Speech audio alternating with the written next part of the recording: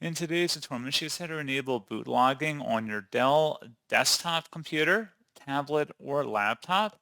So this should hopefully be a pretty straightforward process here, guys. And without further ado, let's go ahead and jump straight into it.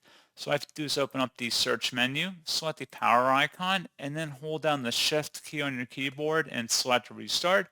And then once it says please wait, you can release pressure on your shift button on your keyboard. Don't have to be holding anything down at this point.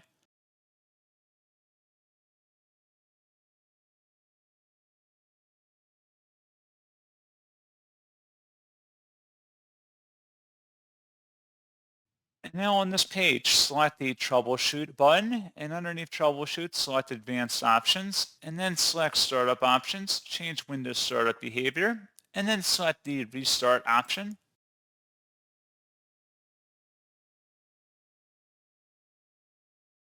And then at this point, you can tap the F2 or Function 2 key on your keyboard in order to enable boot logging, and that's all you have to do. So pretty straightforward process, guys, and as always, thank you for watching. I do hope that I was able to help you out, and I do look forward to catching you all in the next tutorial. Goodbye.